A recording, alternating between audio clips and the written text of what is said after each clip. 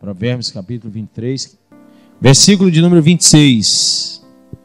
Dá-me, filho meu, o teu coração, e os teus olhos se agradem dos meus caminhos. Pois cova profunda é a prostituta, poço estreito a alheia. Põe a mão sobre a Bíblia e diga: Pai, fala o meu coração, a tua palavra, pelo teu Espírito Santo, me ensina, para que eu possa, Deus, compreender os teus desígnios, os teus caminhos. Em nome do Senhor Jesus, diga amém. Amém? Simbolicamente, você vai enxergar de forma simbólica, porque o Antigo Testamento, ele, como eu sempre ensino aqui, é sombra das coisas que viriam. Isso aqui é uma doutrina forte para nós, igreja. Às vezes a gente pensa que todo ponto doutrinário vai estar somente no Novo Testamento, mas nós podemos pensar pontos doutrinários no Antigo Testamento também. Porém, esses pontos doutrinários do Antigo Testamento nada mais eram ou nada mais são do que sombra das coisas que viriam. Então, no Novo Testamento, isso é falado com mais profundidade. No Novo Testamento, os apóstolos, o Senhor Jesus e os apóstolos tiveram mais objetividade em ensinar esses conceitos. Mas esses conceitos já eram ensinados ao povo do Antigo Testamento. É tanto que a gente não pode chamar o povo do Antigo Testamento de um povo leigo ou alheio à sã doutrina. Porque havia uma doutrina, havia um regimento espiritual. A lei levítica era um regimento espiritual para a igreja do Antigo Testamento. Então haviam várias doutrinas que lhes foram trazidas, que nós chamamos de mandamentos no Antigo Testamento. No Novo Testamento nós chamamos de doutrina, né? Doutrinar. Mas no Antigo era mandamento, era ordenança.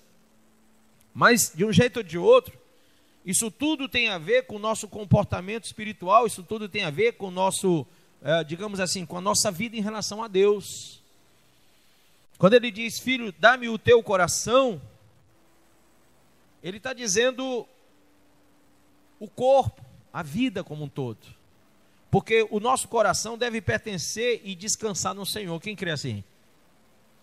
O nosso coração deve pertencer e descansar no Senhor. E haviam muitas pessoas que não tinham ainda aprendido a pertencer a Deus. A gente às vezes aprende a pertencer a uma igreja, uma religião, mas a Deus nunca. Porque pertencer a Deus é algo que tem que vir de dentro para fora.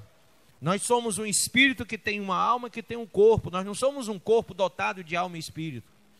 A filosofia fala que nós temos um corpo dotado de alma e espírito. Mas nós somos o contrário. Nós somos um espírito que tem uma alma, que tem um corpo. O nosso ser eterno é o espírito. A nossa alma é passageiro. O nosso corpo muito mais ainda. Então, quando a gente começa a imaginar esses conceitos, nós temos que entender que quando ele fala coração, ele não está falando de outra coisa senão a nossa vida eterna deve pertencer a Deus. A nossa vida eterna deve ser descansar no Senhor. Amém ou não? Então, quando o meu coração pertence a Deus, ele está dizendo que o meu racional, a razão de viver, pertence a Deus. O espírito é razão, diga: o espírito é razão. A alma é entendimento. E o corpo para nada serve, a Bíblia diz. Então, a razão que vem do espírito deve falar a nossa alma e não o contrário. A minha alma não pode dirimir a minha vida espiritual, mas é o meu espírito, é a razão que vem do meu espírito que tem que atingir a minha alma. Porém, sem o Espírito de Deus na nossa vida, nós não conseguimos ter esse gerenciamento.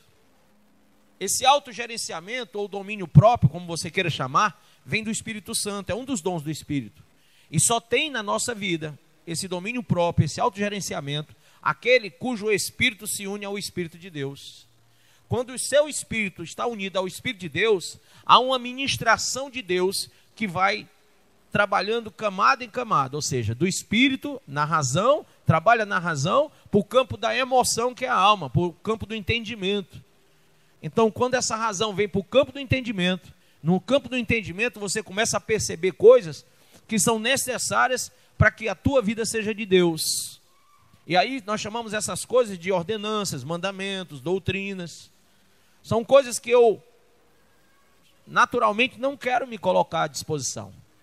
Naturalmente eu não quero servir essas coisas, eu não quero praticar essas coisas. O próprio apóstolo Paulo, ele fala no campo da submissão, dizendo: aquilo que eu quero eu não faço, e o que eu faço eu não quero.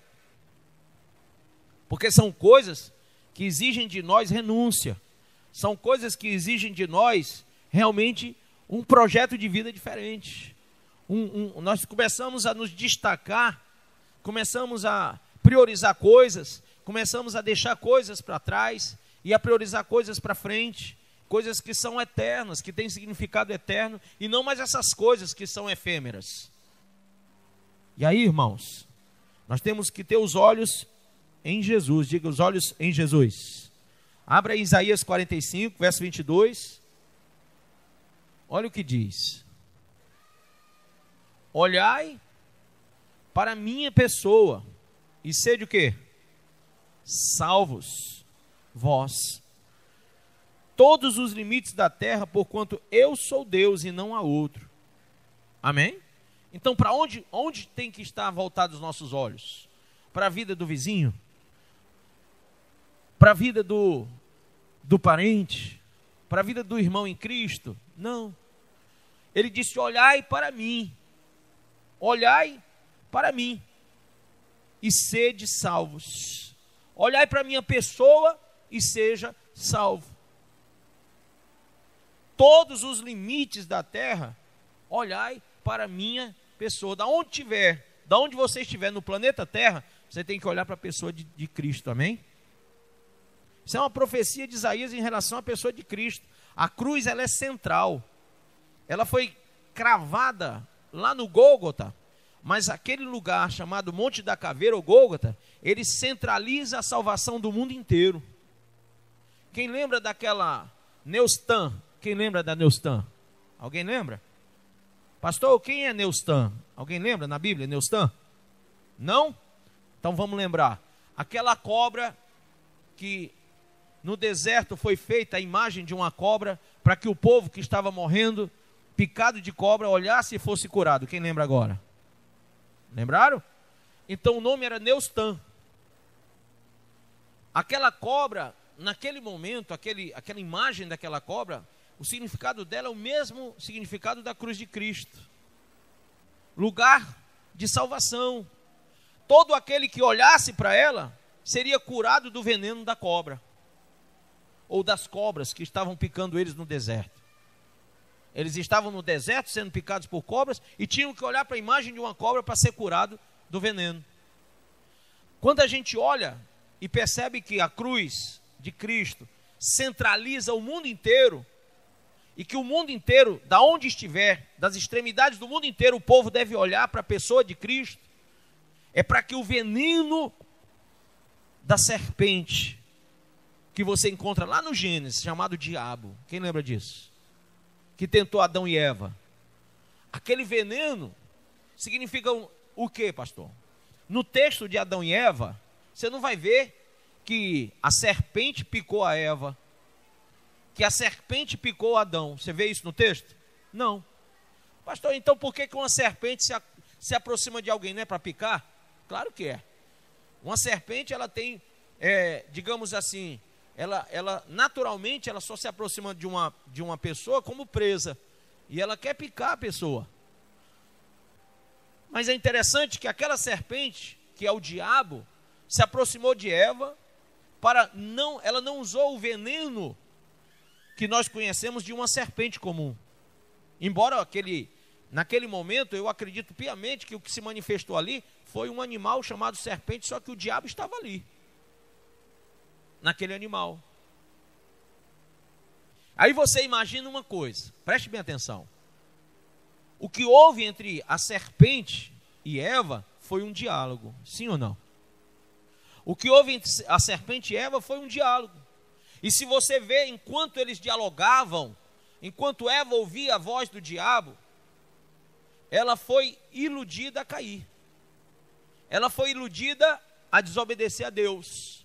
Porque o veneno da serpente foram palavras que se tornaram para ela naquele momento doutrina, ordem, mandamento, porque o coração dela foi tomado daquilo tudo. De repente ela percebeu que era aquilo que a serpente estava passando, ou seja, o veneno era aquele. Quantas pessoas se aproximam de nós e nós não percebemos que o diabo se apresenta como uma serpente no nosso meio, e vem com palavras persuasivas, e vem com doutrinas estranhas, sim ou não? A igreja, o evangelho não é mais o evangelho de antes, por quê? Porque há uma outra doutrina trabalhando hoje, há uma outra palavra, há um outro tipo de pregação, há outra semeadura. Não existe mais o que eu aprendi, o que o verdadeiro evangelho ensina, porque hoje a cruz não está centralizada para o mundo todo ver. Hoje existem muitas pessoas que se dizem ser Cristo. E o que quer dizer Cristo? Ungido. Então não toque nesse, não toque naquele, não fale aquilo para aquele outro, porque ele é ungido, ele é Cristo, ele é Cristo, ele é Cristo, é Cristo, é Cristo. Hoje muitos pastores dizem ser Cristo.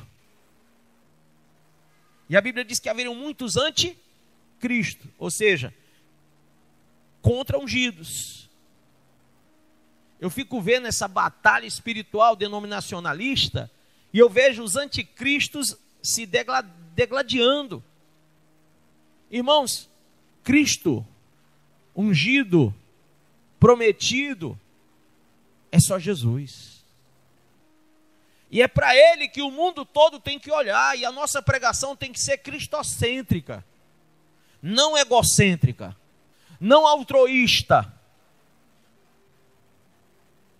não pastorcêntrica, ou bispocêntrica, ou apostolocêntrica. Estou usando palavras que eu nem sei se existe mais. Acho que tem.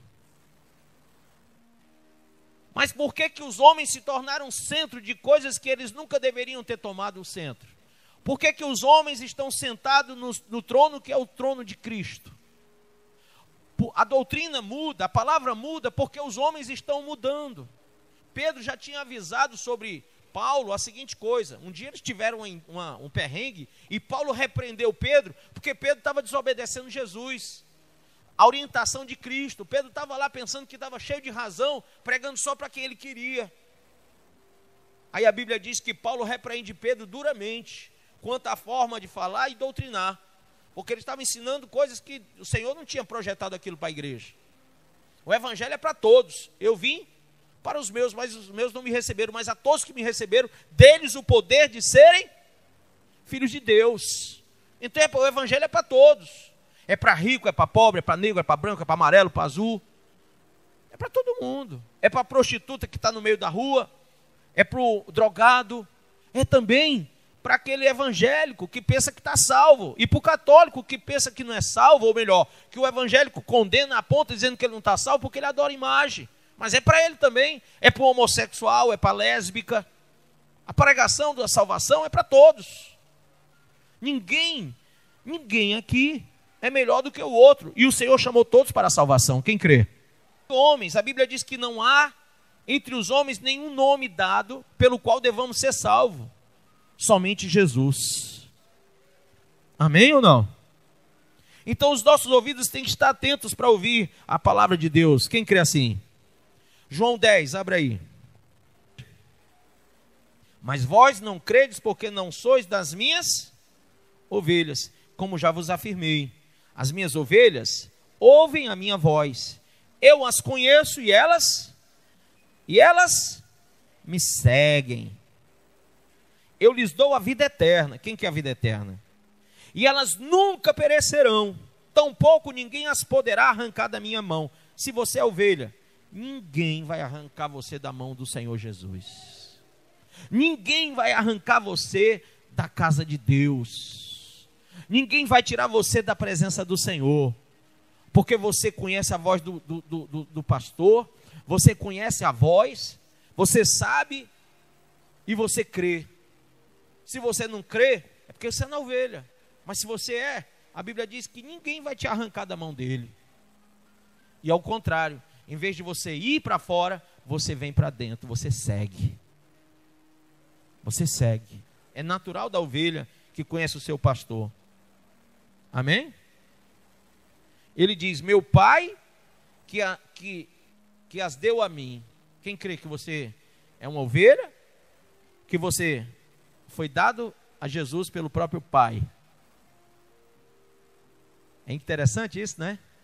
Quando o pai dá para o filho, a gente vira o quê? Uma herança.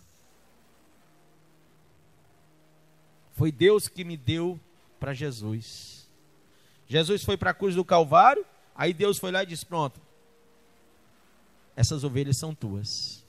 Era próprio naquela época que os pais deixassem o seu legado, a sua herança, seus animais, suas terras. E Jesus, ele é herdeiro. Ele herdou as ovelhas do pai. Não é que o pai morreu, é que o pai deu a ele, quando ele morreu e ressuscitou. E o detalhe, sabe o que é? É que nós somos co-herdeiros de Cristo. Somos co-herdeiros. Por causa dele, nós somos co-herdeiros. Nós também temos a herança que vem dele. Somos coparticipantes dessa herança. Mas a Bíblia diz que os nossos ouvidos, eles têm que estar atentos como de uma ovelha. E o nosso rosto deve refletir, não é o mundo, é a glória. Quem crê? Eu nunca vou me esquecer do que aconteceu lá em Êxodo 34. Veja aí. Um dos textos mais lindos que eu já vi na Bíblia, em relação à vida de Moisés. Achei muito lindo o que Deus fez ali. Diz assim: quando Moisés desceu do monte Sinai, com as 2 tábuas da aliança nas mãos, não fazia ideia de que seu rosto fulgurava pelo fato de ter falado com Deus.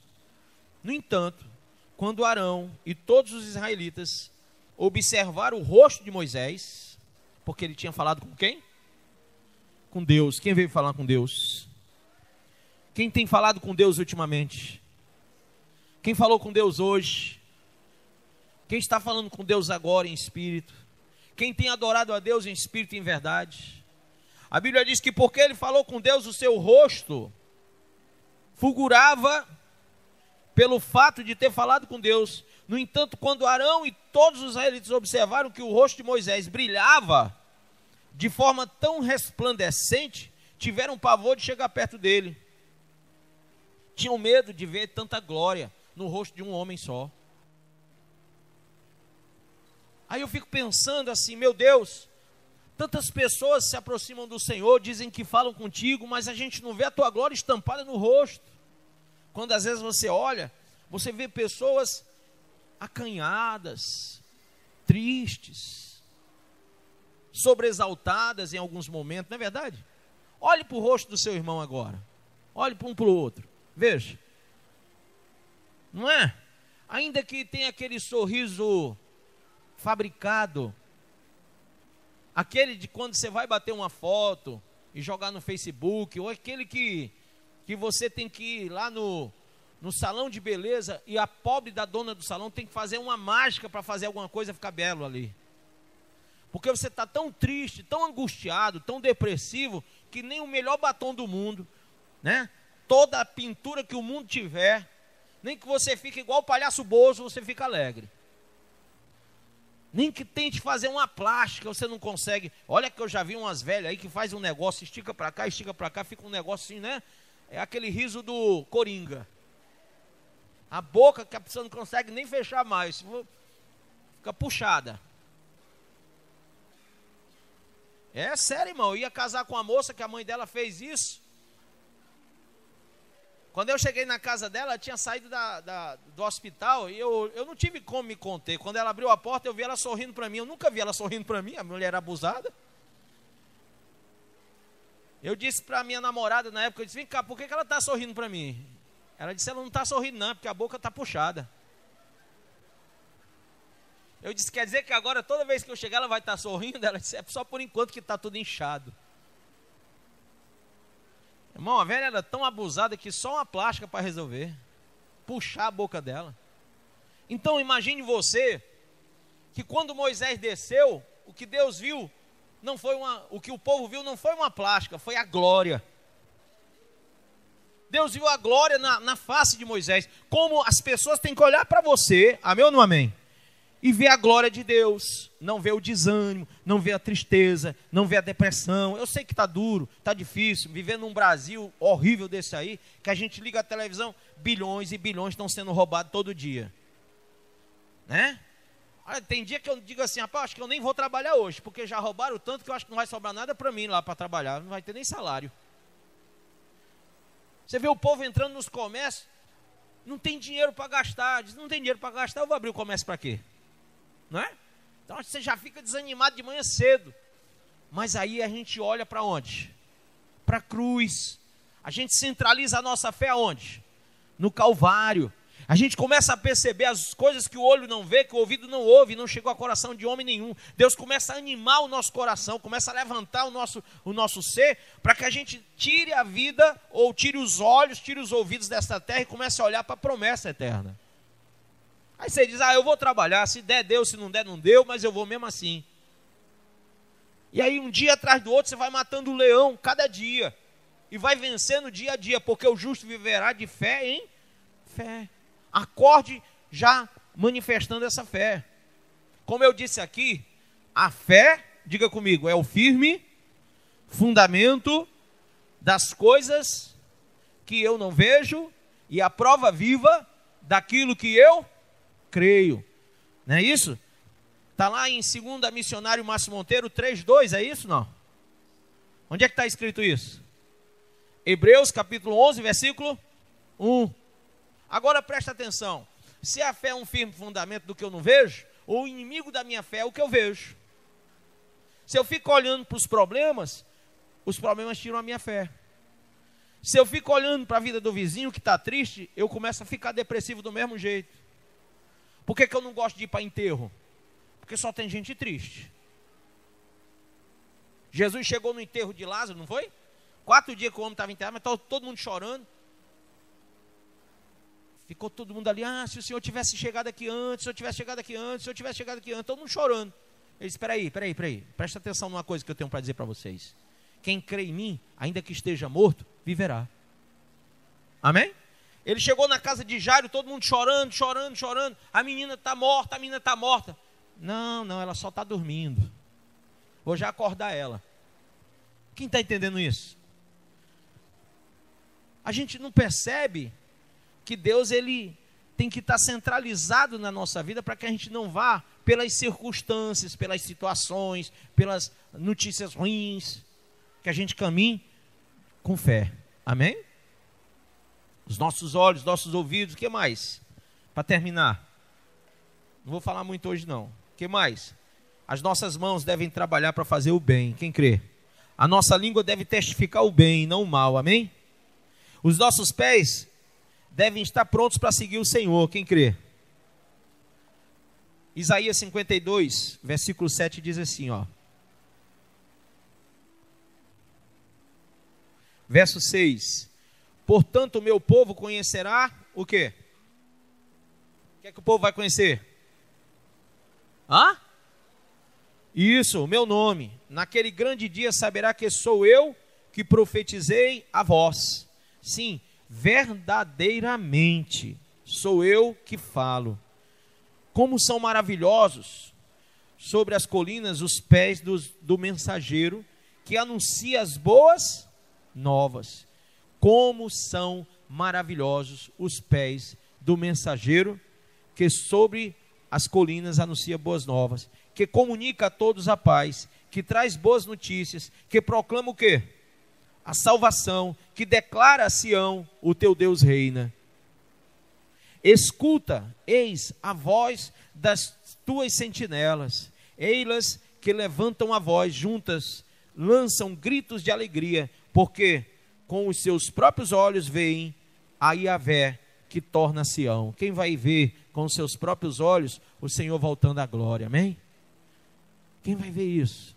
O dia do arrebatamento está chegando, quem crê? E você vai ver ele voltando para a glória. Você vai voltar para a glória junto com ele se você crer. Ele vem só buscar os seus. Um dia ele disse, eu vim para os meus, eles não me receberam. Agora, ele vai vir os que o receberam, porque todos os que o receberam são dele, são ovelhas dele, foram dadas pelo Pai a ele. Ele vem só buscar quem é dele.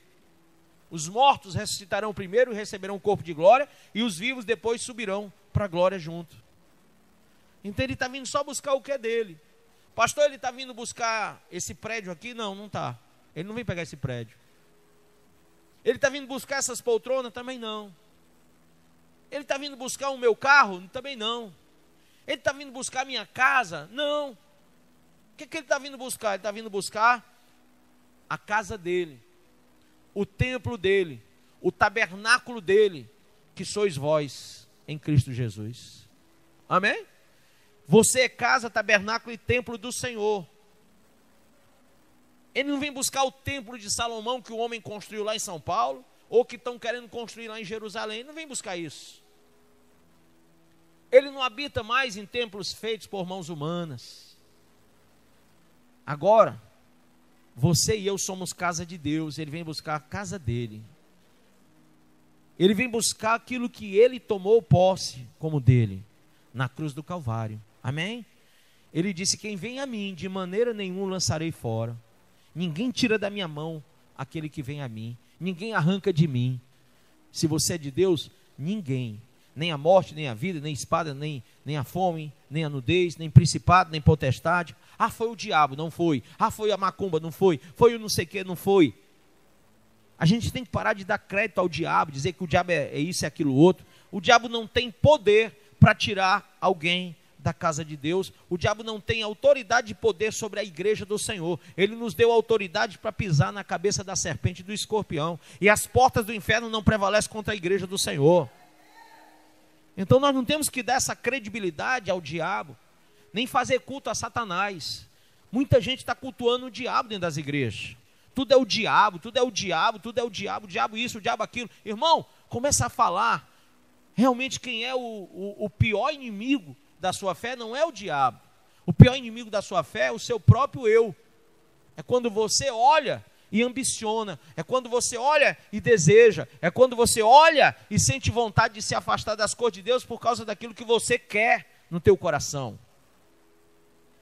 E eu queria lembrar você o que Deus falou a Caim. Caim, se hoje você não me agradou, amanhã você pode me trazer uma oferta boa e me agradar, uma que me agrade.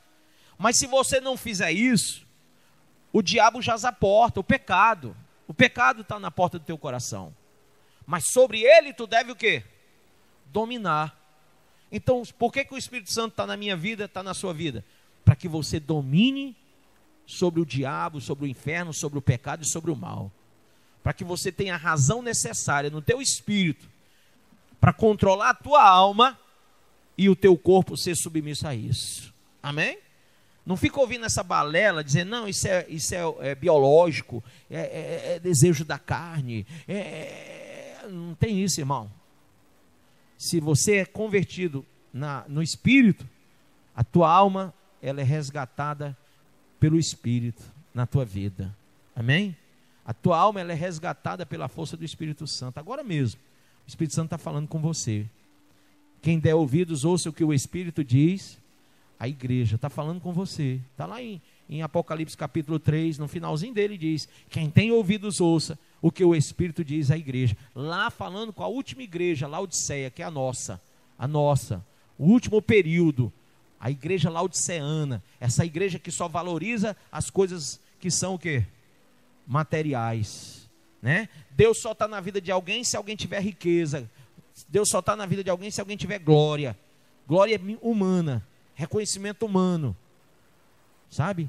A maior igreja, a mais numerosa é a melhor. Por quê? Porque lá tem tudo. Lá tem conjuntos, lá tem corais, lá tem cantores, lá tem show, lá tem isso, lá tem gente rica, lá tem não sei o quê. Mas a Bíblia fala o contrário, que Esmirna, a mais pobre de todas, era a mais rica. A igreja que tinha menos gente, a igreja que tinha menos dinheiro, a igreja que tinha menos tudo, era a mais rica de todas, porque ela tinha guardado a sã doutrina. Amém ou não amém?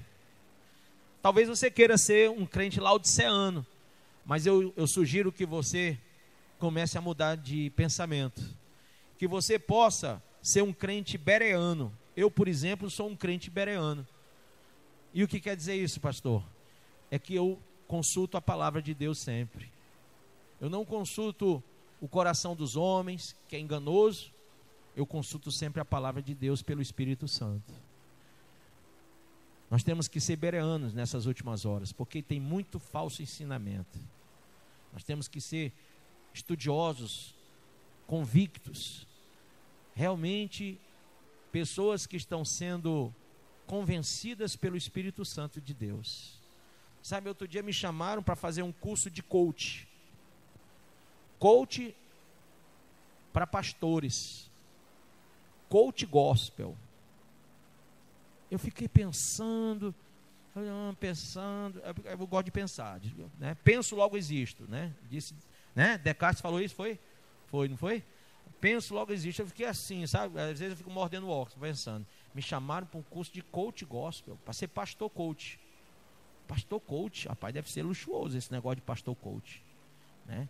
Aí quando você é coach, as pessoas começam a lhe chamar para ir para fazer palestra em todo canto, porque você é coach, né? Aí você começa a ganhar muito dinheiro por ser coach. Eu fiquei pensando, disse, não dá para mim não, já não foi desses 25 anos, os próximos 25 eu quero ir para o céu. Não quis até agora, porque eu vou querer agora daqui para frente? Já estou velho mesmo, deixa para lá. Aí fiquei imaginando o que a Bíblia diz. A Bíblia diz que quem nos convence do pecado, juízo e justiça é o Espírito Santo. A Bíblia diz que todo dom perfeito, toda dádiva vem do alto. A Bíblia diz que a própria palavra é lâmpada para os meus pés e luz para o meu caminho. Eu fiquei pensando, o que é que eu vou aprender sendo um coach? Quer dizer que eu vou aprender a convencer as pessoas a congregarem na igreja? Eu vou convencer vocês de se tornarem corpo de Cristo? Eu vou aprender técnicas ilusórias, persuasivas, para que eu consiga persuadir você e fazer uma lavagem cerebral para você ser crente? Presta atenção no que Paulo disse, Satanás. Paulo disse lá em 1 Coríntios, não vim até vós com palavras persuasivas de homens, mas sim com o poder do Espírito. Amém ou não amém? Ele veio com a palavra e com o poder do Espírito. Não foi de coach, não foi de homens. Ele não veio com sublimidades humanas. Ele veio com a palavra e com o poder do Espírito. Sabe, irmão? Eu não estou fazendo apologia à ignorância, não. Nós temos que conhecer a palavra de Deus, a teologia. Mas daí eu me tornar um coach, aí eu aprender a convencer pessoas, irmão, isso aí é bom para vendedor. Vendedor deve aprender a ser coach para poder vender banana como é? Onde que chama de vende fruta? Na feira, né? Ou então vender roupa nas lojas. Aí é bom você ser um cara assim, sabe, comunicativo, ali escolado mesmo, que você vai desenvolver alguma coisa nesse campo. Mas aqui nós só dependemos do Senhor Jesus na nossa vida. Aqui nós estamos apenas para centralizar Ele, que é o Rei dos Reis e Senhor dos Senhores. Aqui a palavra tem que vir do alto, do trono de Deus. É o Espírito Santo que fala à igreja. E se há alguém que pode te convencer sobre você mesmo, é o Espírito Santo. Eu posso chamar você à frente, você vai ficar aí durão sentado na cadeira, e eu já estou acostumado com isso. Aí alguém vai dizer assim, ele pregou, não teve resultado nenhum. Eu digo, rapaz, eu já cresci, ó. Tem aqui uma vacina, não dá para você ver que eu estou de camisa, mas se você olhar sem camisa, tem uma vacina que eu pensei que era BCG.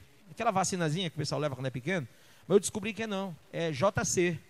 Jesus Cristo me vacinou e disse, quer eles ouçam, quer eles deixem de ouvir, lá em Ezequiel 2, saberão que tu és um profeta meu. Aí quando eu olho para essa vacina, eu digo, para mim pouco importa se eles vão vir ou não. O que importa é que a palavra foi. E se eles vierem, glória a Deus. E se eles não vierem, glória a Deus. Porque o que importa é que eu fiz a minha parte. Quem entendeu? Aí eu deixei de ser recalcado. Entendeu? Deixei de recalque. Eu era muito recalcado com isso. Eu pregava, tinha que vir 50 pessoas para ver, então eu ficava doido. Eu digo, não, eu já não preguei que prestou. Agora não, estou totalmente sem recalque. Vem um, rapaz, veio um, glória a Deus. Veio dois, está melhor ainda. Não veio nenhum. Glória a Deus por isso. Em tudo dai graças. Amém? Fique de pé em nome de Jesus. Põe a mãozinha no seu coração, feche os olhinhos. Jesus está chamando você e agora nós vamos orar. Aquele que tem ouvidos, ouça o que o Espírito diz à igreja. Amém? Glória a Deus. Vamos orar. Pai, em nome de Jesus, eu oro ao Senhor Deus. Eu sei, Pai, que o Senhor é glorificado por a vida de um só que te recebe. Mas o Senhor também é glorificado quando a tua palavra é dita com verdade. E eu te agradeço, Pai, porque o meu voto é nazireu. Eu tenho sido nazireu doutrinário, Pai. Tenho pago o preço, mas não tenho me contaminado com vinho, nem com os cadáveres dessa terra. Não tenho, Senhor, me desvencilhado do caminho reto, porque eu sei que é o único caminho. E quando vem a espada, a flecha aguda dos homens que se levantam, dando falso testemunho contra nós, e os dentes estão quebrados, e o pé desalicerçado, eu olho e vejo que eles estão assim, porque não tem o Senhor. É tempo de angústia na terra, porque é tempo de deslealdade. É tempo de angústia na terra, porque é tempo da volta do Senhor. É tempo de tristeza, de pranto e de choro. É tempo das pessoas sentirem a alma sendo esmagada junto com os ossos. É tempo, Deus, da ceifa. O ceifeiro está voltando e o Senhor vem apenas para ver o resultado da colheita.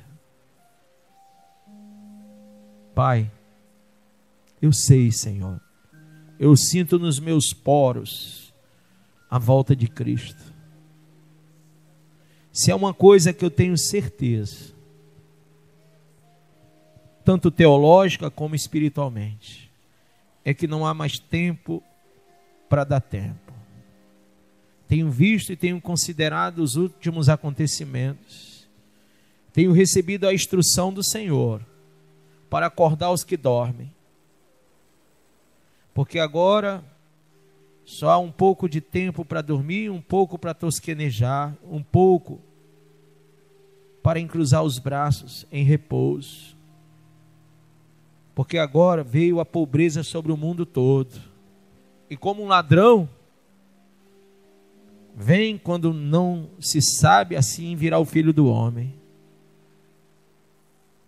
E aquele que não estiver, Senhor, preparado, aquele cujo coração não pertencer ao Senhor e os olhos não estiverem fitados em Jesus, aqueles que estiverem olhando para os prazeres do mundo, aqueles que estiverem envolvidos com coisas, apenas ilusões religiosas, aqueles cujos ouvidos estão antenados naquilo que lhes agrada, aqueles cujo rosto reflete não tua glória, mas sim a alegria passageira e uma alegria tão, eu posso chamar de uma forma distorcida, porque essa alegria que o mundo traz. Ah, Deus, quantos trabalhadores não trabalham na tua vinha? Quantos foram chamados para trabalhar e deixaram o arado? E a língua deles já não testifica o Senhor, não te louva mais. Há muitos que te louvam com os lábios, mas o coração está distante também. Ah, Deus, quantos pés deixaram de se encaminharem para a tua casa? Quantas conveniências foram então assumidas para que o coração deles não se entregasse ao Senhor.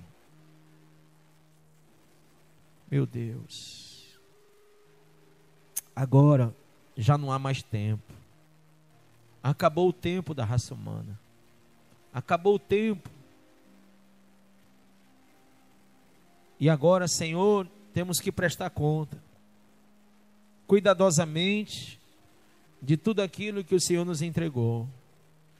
Sem influência de fora, apenas do Teu Espírito. Senhor Deus, acabou o tempo. Acabou o tempo. Acabou o tempo. O mundo jaz no maligno, está sendo sacudido pelo vento das falsas doutrinas, achovalhado pela chuva temporã de homens indoutos, incautos, inconstantes, orgulhosos, soberbos, presunçosos, jactanciosos, falsos cristos, falsos mestres, falsos apóstolos, falsos pastores, falsos ensinadores. E a semente que é a tua palavra, que deveria ser semeada a tempo de salvar vidas, de dar crescimento a vidas, de fazê-las frutificar, para que no dia da colheita o Senhor pudesse encontrar aquilo que quer encontrar.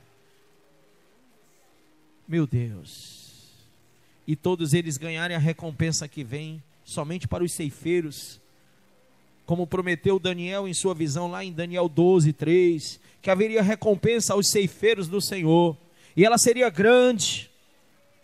Mas quantos, Senhor, ceifeiros estão parados, sem entender que o juízo vem sobre todo pecador, o juízo vem sobre as obras de todos, o juízo vem sobre o povo de Israel e vem sobre o povo que não é de Israel, porque o Senhor disse: pregai o evangelho em Jerusalém, Judeia, Samaria e os confins da terra.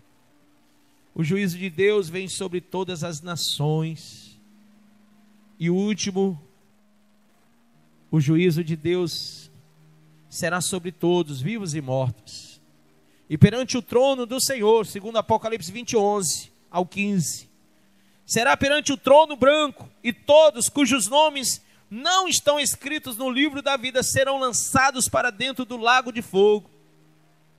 E é por isso, Pai, que agora eu falo que o tempo acabou. Já não há mais tempo. Já não há mais tempo. Nós estamos aqui na tua casa, um lugar que é protegido pelo Senhor, um lugar que está sendo bem irrigado, um lugar que é muito frutífero, uma terra que mana leite e mel, um lugar onde o fruto é para ser a 100 por 1. Esse lugar tem o aroma do Senhor, um aroma precioso. É um lugar onde muitos frutos são produzidos para a tua glória. É um lugar que tem sido visitado pelo Senhor constantemente. Mas hoje,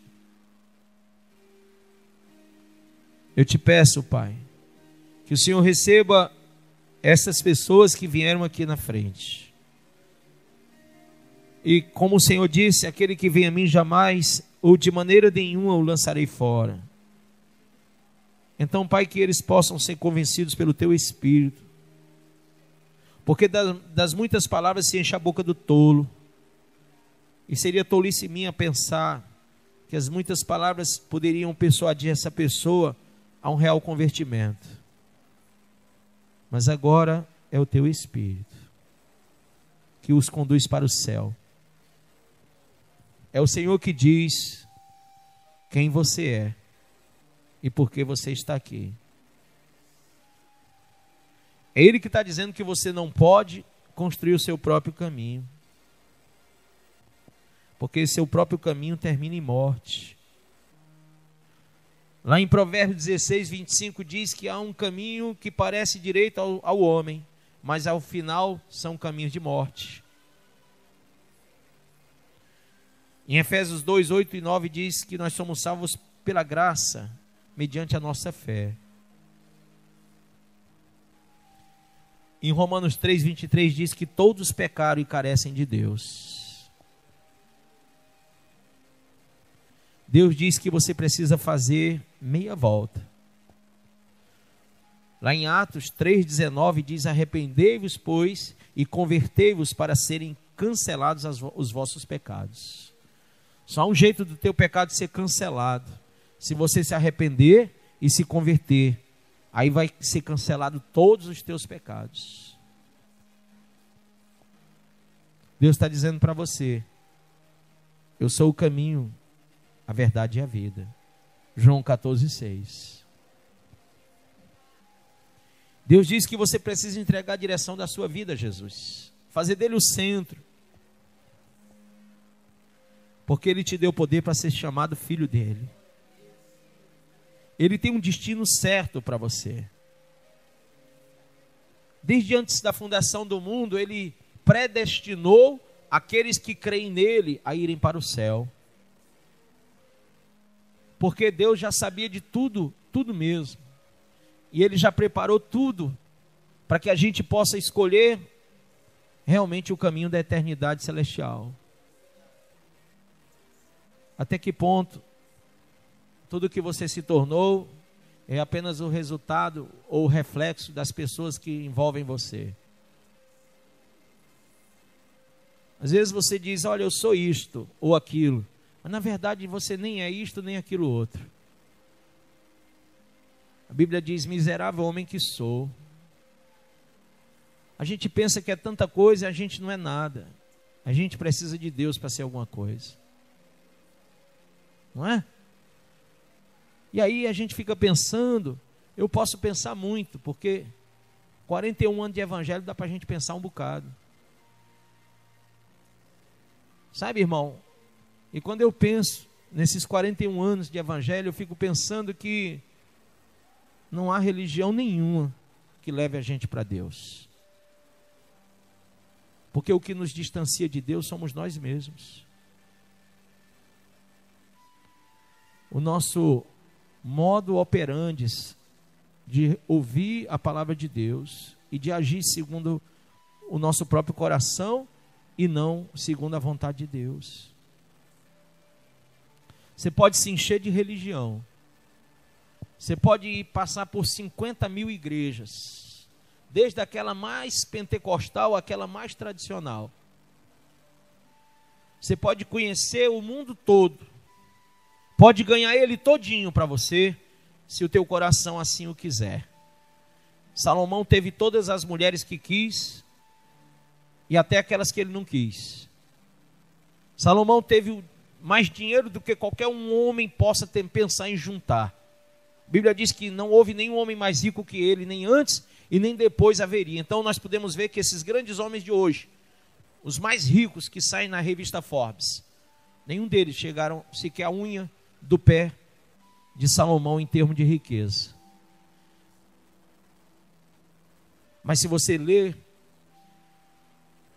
Cantares de Salomão, você vai ver ele dizendo: as muitas águas não poderiam apagar este amor, nem os rios afogá-lo. Aquele homem se rende, percebendo que o que importava mesmo não era o abraço e o aconchego das mulheres, as quais ele chegou a ter mais de 1000 mulheres. Não adiantava ele ter toda a riqueza, ele olhava para as paredes de ouro da sua casa, mas também aquilo não lhe satisfez. Ele começa a perceber que tudo vinha do Senhor, que o que verdadeiramente podia mudar ele era a presença de Deus. Ele teria que se voltar para o Senhor, porque tudo aquilo iludiu o coração dele e fez ele esquecer do que ele pediu a Deus um dia: conhecimento e sabedoria.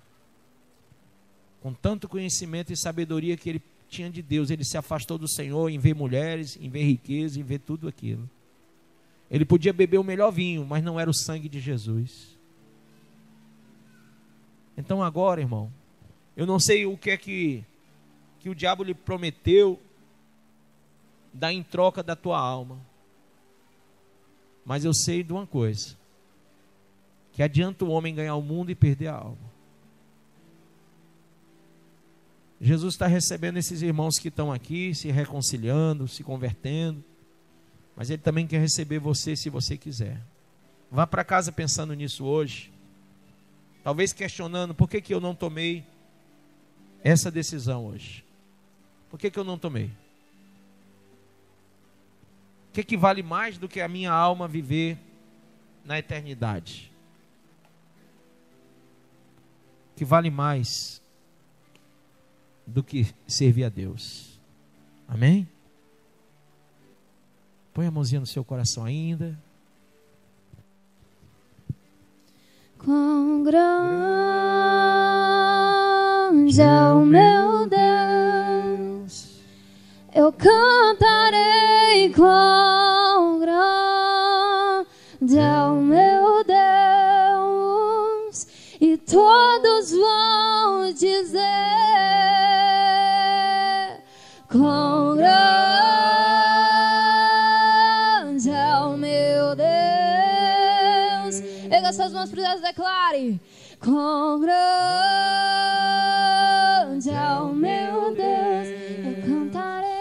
Eu cantarei, quão grande é o meu Deus, e todos vão dizer: quão grande é o meu Deus. Com esplendor de um rei, em majestade e luz, faz a terra se alegrar, faz a terra se alegrar, e Ele é a própria luz.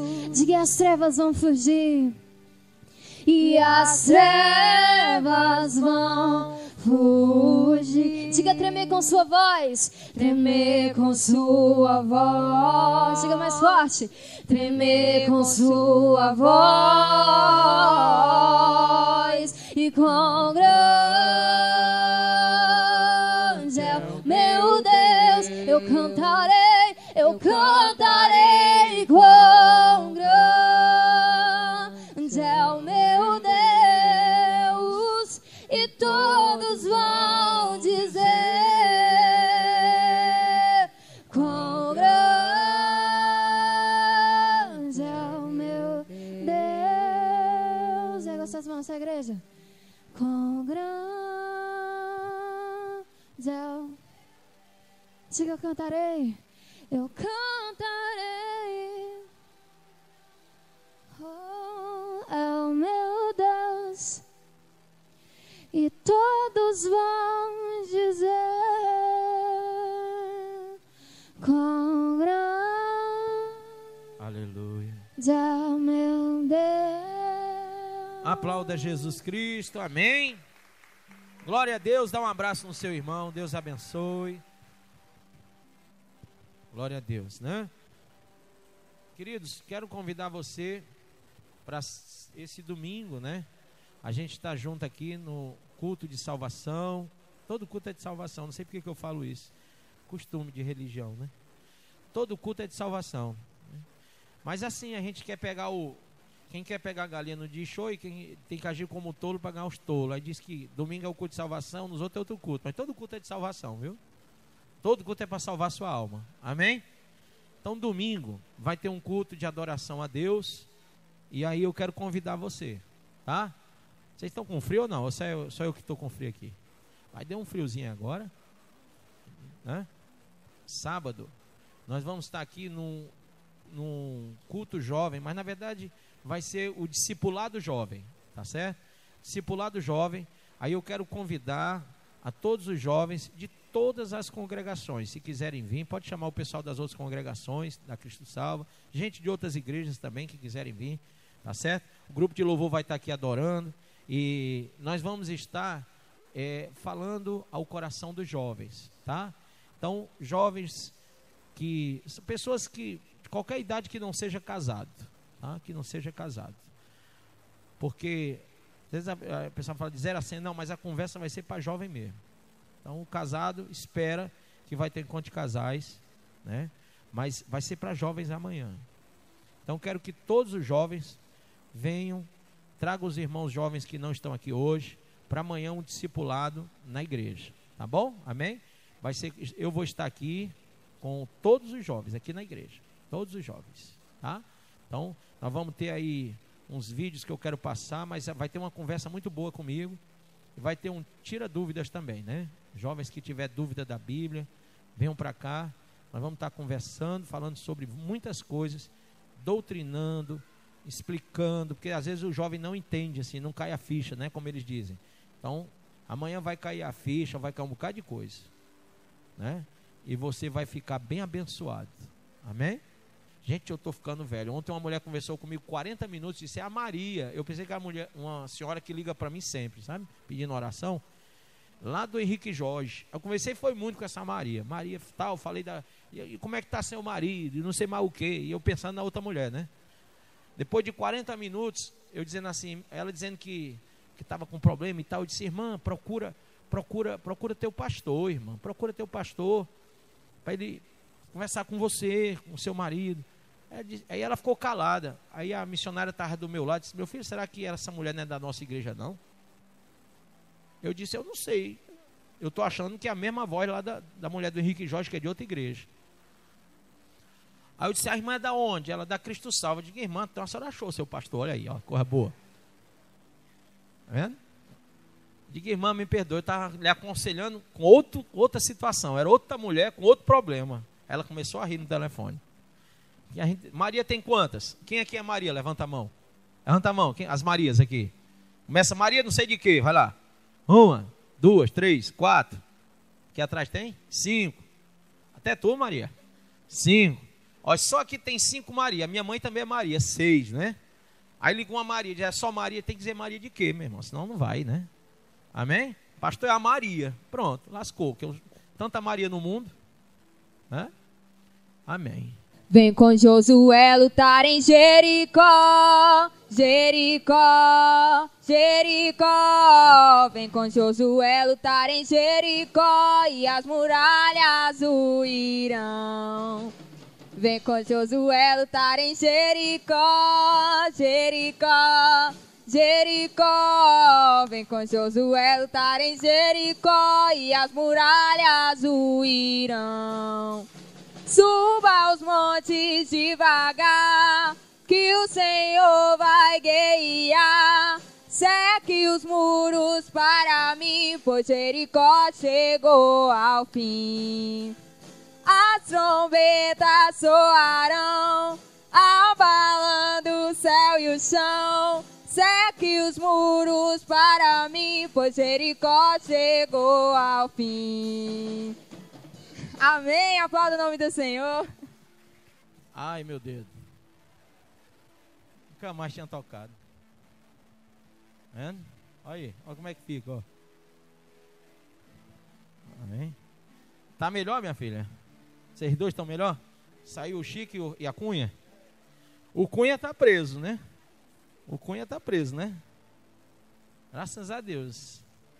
Quando ele sair da prisão, ele entra de novo, porque tá tanta coisa, né? Toda vez mandar de prisão para o Cunha já está lá dentro, né? Não sei porque que esse Cunha espalhou tanto no Brasil, né? O Chico Cunha, né? Amém? Glória a Deus. Vamos agradecer o Senhor?